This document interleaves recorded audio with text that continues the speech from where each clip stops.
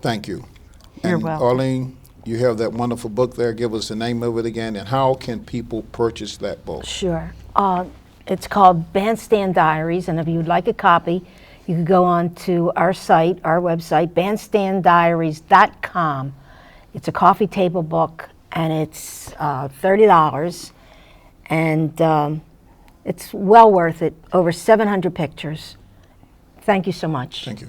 And Karen Hartley Nagel, you have a story you want to tell us, how you got the Actually, Marva wanted me to alias. share it. How She you called got- me on the phone and asked me about it, about the Okay. story. And what it was is in that really bad snowstorm that we had, and then the ice came, and the trees were very heavy, the branches on the trees. Many of the branches on a big tree in my backyard came down, as well as trees in my front yard came over. They fell right over by the roots. I mean, so the whole tree. So I had to do something with it. I had someone come over and give me a price and how much it would cost. It was like $5,000. I thought, I can't afford something like this. So what do? Well, it's never too late to learn a new skill. So I called my kids and I asked them, I said, we're going to go buy a chainsaw. We're going to do this ourselves. So I went and got a chainsaw. Had the man at the store tell me what I had to do. I didn't know that you had to mix the gas and the oil and the blend, but they explained everything to me, gave me everything I needed. Went home, we cut up the trees. I cut up the trees, and we then borrowed a truck and took all the limbs and everything to Cherry Hill landfill. So I found out about that. They actually close at 3 o'clock on Saturday. Please open later, because you're really not done by 3 o'clock. And so we made multiple trips and got the whole thing cleaned up.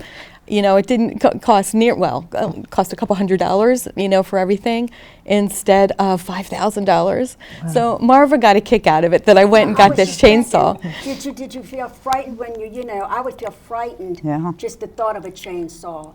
And then I was thinking, when you was telling the story, I was thinking about the weight of the wood. And then I believe you also said when you went there, did you have to stand in line for about an hour and a half? Yes, that was sounded so good. at the Cherry Island landfill. It was so busy on Saturdays, and that's why they need to be open later, that you're there for like an hour and a half waiting in line to unload, which doesn't leave you time to, I didn't know this would be an issue, to come back and do it It again. leads to the thought that she's very careful about a dollar. Yes. She's very careful about managing money.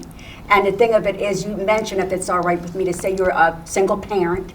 Yes. And then, she was just talking about, just like you're saying, what it cost and how you was able to cut down from 5,000 to a couple hundred. And that's what I call, That's ingenuity. Yeah, and my daughter and my son, everybody, helping, and they got a kick at it. Yes. They were really, we all went together to, to the store to buy it, and then you had to pick between the length of the the chainsaw, and I had to make sure it wasn't too heavy. So we got Right. the medium price rather than the most expensive. right. It was actually quite fun by the time we did it. And I'm going to move on, but your personality is so for real. I deal with, I love the realness of you. And, you're genuine. And I wanted to ask you, what do you do other than, what you're doing now politically, but what are your hobbies? Or do you like to dance? Do you like to, what do you like Actually, to do? most of what I do, I love politics. I love helping people in public Yes, yeah, I service. got that, And yeah. so we get paid for a part-time job, but I do it full-time. Yes, And I love it. I love it working with people and helping them and solving the problems that they need solved, But through the county. Outside of that, isn't there something that, She's trying to say, I think say you like to blend dance, everything. Yeah, and then what we're going to whatever. do is get you to dance We'll today. get to dance, but when you have I have 4 children that Yes. are, the youngest is Right. 19 to 26, and my mother that has the beginnings of Alzheimer's, and so I help her. So Yes. there's not a lot of Yeah, I extra understand. time. So Yeah. there's family and work, Yes, yes. and then I love my friends. part. I have the opportunity to have wonderful friends like yourself, Yes. Mr. Gregory, Lois, and really to me that is relaxing. That is my fun. You dodged the bullet, because if you had said you love to dance, we were going to have you to You're dance. gonna have me dance. But in any event, Elvis. Now these ladies are great dancers, well, and the maybe- 2 wonderful singers that we have. No, we're Barbara all keeps telling me dancers. somebody's going to dance today, but I don't know who. I don't know. She's such a jokester. see, I don't know if she's joking or telling the truth. Well, I but we're gonna remember see. them from down. I used to go right out of high school with my girlfriend, whose parents had a house in Margate, to listen to Jerry Blavat, who had that place, and you used to go and sing or dance there. Sure. I see Jerry So I every remember. week. So I couldn't believe he's still doing it. Yes. I mean, Solomon's going to get him to come on. Yes. Can we make our way to Elvis? Yeah. So we want to talk to you. Give us your real name. If you do that, I don't know. And how does people contact you? And tell us, how does one become an Elvis? And how do you do that and everything? Well, my name is Ted Tharp, and I've been doing Elvis for the last 9 years. And I always liked Elvis. I was watching when I was a kid, and always liked the jumpsuits. I loved the jumpsuits. And I never really planned on being Elvis, but one of the favorite songs that he did was American Trilogy. And so one day I went out and I bought the soundtrack just for fun, and practiced. And I said, I almost got this down, but I had never planned on doing what I'm doing today. And I invited my mother, which is Margie, and my father, Ted Tharp, and my brother, Guy Tharp, and his wife, Melissa, over to come to hear me. And they just kind of blew them away. Never thought anything of it. About 3 or 4 weeks later, my brother says, I booked you an Elvis concert. And back then, I did not have black hair. I had blonde hair, no sideburns, and no jumpsuit. Can I ask you a question? Yes, sir. Do you ever come out of role? Even in the interview, you stayed in the role of Elvis. I've seen Elvis interview before, of course, on film, and it seemed as though, as you were talking just now, you were still Elvis. Well, it's just, you do it so much, it's just a natural thing. And but I enjoy doing Elvis, and I That's think good. I do want to say that I thank God for the ability to be able to sing and to be able to stand. And when I sing, I always give praise to God, because He's the one who gets the glory for all things. Because without Him, I couldn't sing or stand or walk or talk. And I love the Lord, and I also do gospel shows at churches and anywhere that opens up. But He gets all the praise, no matter what. And Elvis would have said the same thing. I've seen him actually talk about his God and his faith and his spirituality. So thank you for that. But, Arlene, I want to go back to something you said, because when we were talking about back in the day, the American Bandstand, and I asked you the question about the era of 1956 to 1960, the one word that came to mind, that I associated it with, and you said it immediately, was innocence. It was an innocent time. Very innocent. And then after that, all hell broke loose Simple times. in the 60s. Yeah, the worst that we did was smoke a cigarette Yeah. and try to hide them before we got into the house. Hide them outside behind the That's bushes. right. That's right. And we made out with each other in the back of a Chevy, and that's all we did was kiss. Oh, wait a minute, but we only kissed. Okay. That's it. Okay. Well, she's telling the truth now, Mr. Well, Grant. that's good. Everybody's laughing. That's Come on, We'll That's never a know. good thing. just kissing. I remember my dad. He was one of the very bright person, but not a lot of formal education. Talk about smoking. I was smoking. Came home and walked by him, and he said, "You been smoking?" I said, "No, sir." He said, "But let me smell your hair." He smelled it, and I said, "Well, I was around somebody and they was smoking." He said, "Well, let me smell your hands." Well, I couldn't say I was around anybody then. Next thing I knew, I was pulling myself up off the refrigerator. He said, "That's not for smoking. That's for lying to me." See? But it was an Yeah. innocent time. That's The it. little And things you did got little you in things. trouble, nothing big. Exactly. So it was a fun time. But back in the day, we're talking about back in the day, plus one. The plus one is Karen Hartley Nagel. We're glad that she's here. And we're just having a good informal chit chat about what used to be. But let's talk about what can be, having said that. It's 2017. We got crime. We got challenges for our education system. We have fights about health care. We have a society that's torn apart left and right. Seems like folk can't get together and talk. We got a lot of wisdom sitting here. I'd like to hear some of y'all's wisdom on how can we as a country come together? How can we as a city, as a state, come together and just do better? I'm No against- specific question, but how do we do better? We have to get these guns off the streets. I believe that we have to get these guns off the streets. It's insane that everybody has a gun. It's crazy. It's just insane. And we got to get rid of Trump. Sorry. But let's do this, though. You said we have to get the guns off the street. But what about my Second Amendment right, the right to bear arms? I want my guns. Well, listen, I think that it's if you're a hunter and you want to hunt and kill animals, okay, that's your thing, that's your hobby. I don't understand it, but people like to do that. Keep it in a cabin somewhere where you're going to go hunting, or safely put away. But when I grew up, I don't think I remember ever seeing the news, and I used to watch the news as a kid too, and I just don't remember if there was a shooting. It must have been maybe happened like twice a year, Right, 3 times a year in the 50s. right. Today, it's just so crazy.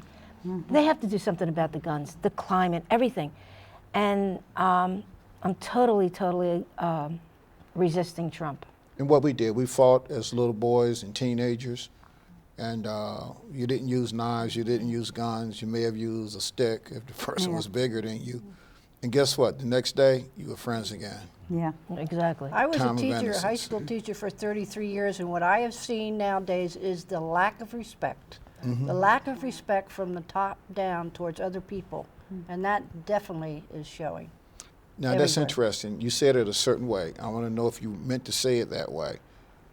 Lack of respect from the top down or Right. bottom up. What do you mean by From top the highest down? level of people show a lack of Right, respect. right, And right. parents come in, I've seen parents come in and talk to administrators and kids that don't even respect their parents. That's right. It's just really out of control. May I ask what was your last teaching assignment? What was the location? It was in what's called Warren Hills Regional High School Okay, in North Jersey. okay. Could you chime in with some of your wisdom, if you would, please? Just you got a little wisdom on this. Well, I was a teacher at a training center, and I have to agree with her. They came into the class, and they weren't there to learn. No, They were there to keep their benefits going. that's And true. it was very difficult to teach them. They were all high school graduates, and I taught a medical assistant course, and very difficult. No respect, no anything. Right. And Elvis, we know you're not political. Could you give us some of your wisdom, though? What's going on? We have an America that's challenged. We have a state that's challenged, a county and a city that's challenged. What do we do? I'm sorry, but I've just been in public life so long that it's hard for me to be around a group of people and not just pick them for what they think is right and wrong in our society. Right. Well, there is just so much crime that's going on, and it seems like it's every day. You just hate to turn on the TV. Somebody's been killed. Somebody's died. It's to me, it's very depressing, and I understand Mr. Sullivan's point. I understand Mr. Sullivan's point about the bearing of the guns, but a lot of people feel safer with a gun. I don't think that everybody that has a gun is a bad person. I think that everybody has a gun. It's their choice of free will to do what they want. But I just think that everybody wants to be safe, and because you just never know from day to day, and it doesn't matter who the people are. It's just life, you know. So I See, mean, my challenge is this. Mhm. I don't think people talk to one another anymore. right. I think people talk at one another. And I don't think people talk to one another to get an understanding Yes. of the other person's position. I think that when one person is talking and giving their position, the other person is immediately saying, I'm going to rebut that by saying this. They're not going to try to get a kernel of understanding, some little jewel to say, well, maybe I can take away from that and maybe I can see it in a different light. if we could just do that, I believe that we would start to become a better country, state, and county and city. If we could just do that, and everybody doesn't get dug into their position. There's always some common ground. There's a common ground to be found, and I think that would make for a better society. But let's go back to our topic. Okay. So I took you guys out of your comfort zone for a Here's minute. Ms. Nagel about her wisdom. Now, I intentionally Oh, I'm did sorry. avoided her I'm sorry. because I figure as a politician, if she wanted to chime in, she chimed in. She may not want to speak on this, but you're more than welcome to speak. Well, what I would bring up, Theo, is what I learned from you when I was running for Congress in 2008. I met, if you remember, I met you at your school. And one of the things I watched was the way that kids interacted with you. And this is about respect. That's They right. respected you. And you made sure, you know, that you respected them back. That's right. When you were speaking with them as you gave me a tour of the school. And I think that is so important. That's that right. that mutual respect of the children with the authority figures, and whether it's politicians, teachers, parents, that we do that, and you emulated that. Well, you have to know. be firm, friendly, and fair, the 3 F's. And then the kids have to look and say, well, I trust you, you care about me, and you listen to me. And the other thing with kids, and you know this, you have to meet the child. Now, listen to me out. I'm not saying become the child, and I'm not saying you sacrifice your values, but in trying to understand that child, you have to meet that child where they are. You meet the child where they are, and the whole time you're trying to pull them to where you are. Right. But do not talk to a child and immediately assume that they're where you are.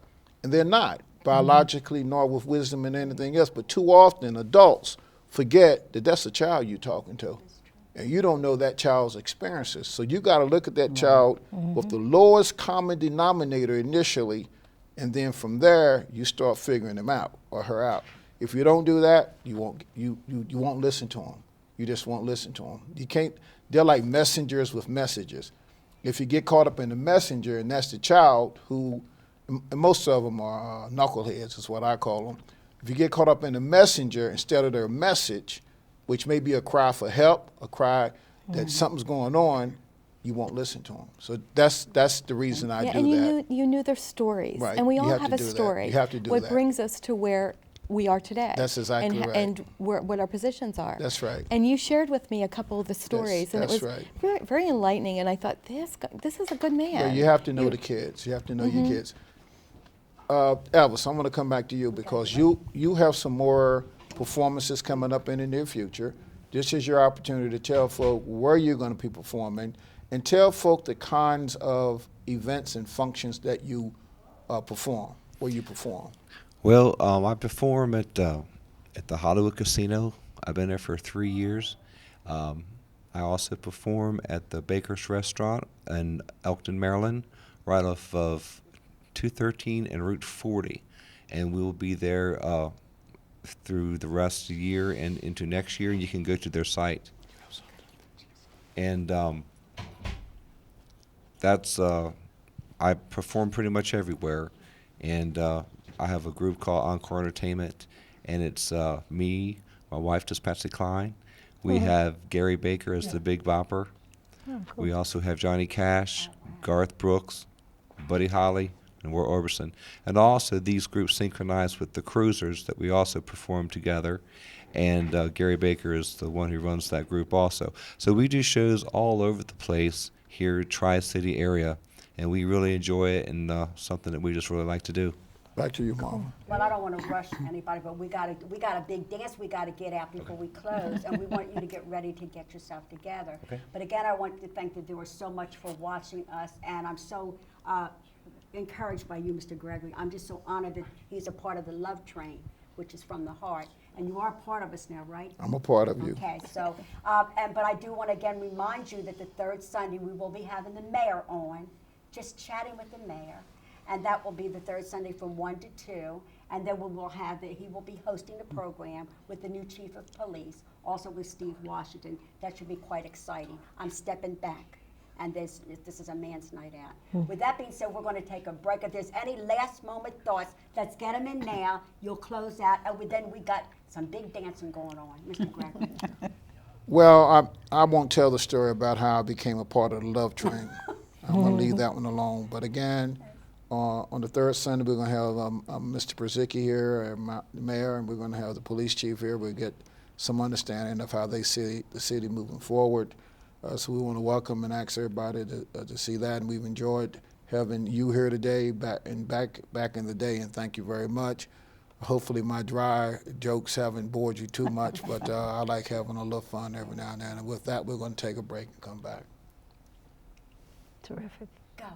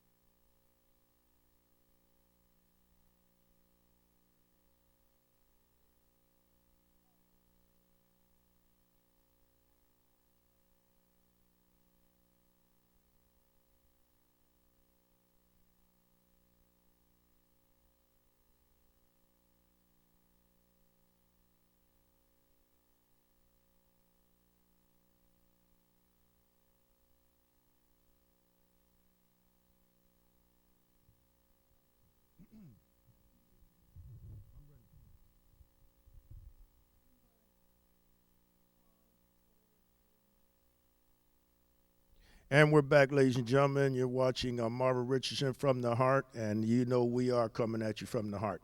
We brought up a couple of issues, and we talked about a little bit about the solutions, and then the fun stuff too, like dancing and singing and acting and the performing arts, and all of the things that I believe we need to put back into our schools to help alleviate some of the issues that we have in our society. I want to ask a couple of questions with Miss Sullivan, who's danced on American Bandstand for many a years. Miss Sullivan, what kind of dances did you do when you were on American Bandstand?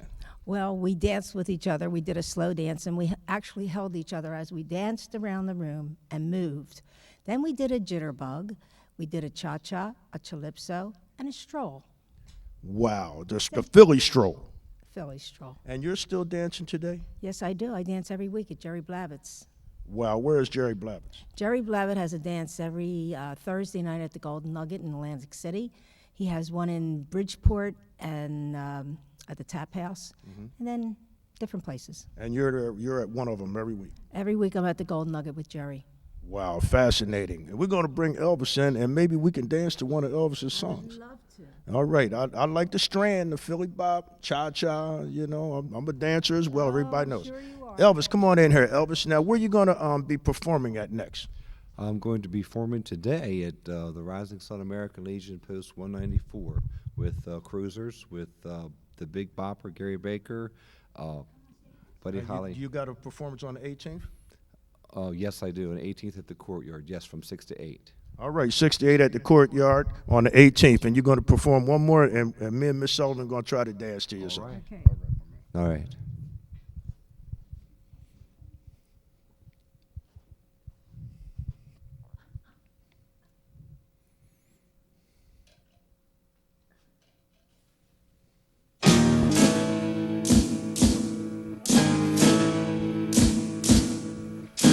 Rolling through the party in the county jail. The Peters band playing, they begin to wail. The Peters playing, Joe begin to sing. The shooter through the knocked out jailbird sing, let's rock. Everybody, let's rock. Everybody at home, see the block. A little dance to the jailhouse rock. Bobby Moody playing the tenor saxophone. Luna Joy playing on the slide trombone. Drummer boy from Illinois, some Crash Boone band. The whole in the section was a purple gang. Let's rock. Everybody, let's rock. Everybody at home will see the block. Who's dancing to the jailhouse rock. Number 47 said to number 3. You're the cutest jailbird I ever did see. So we'll be delighted if you come with me. Come on to the jailhouse rock with me. Let's rock. Everybody, let's rock. Everybody, we'll see who rock. I will dance to the jailhouse rock. Come on now, do your thing.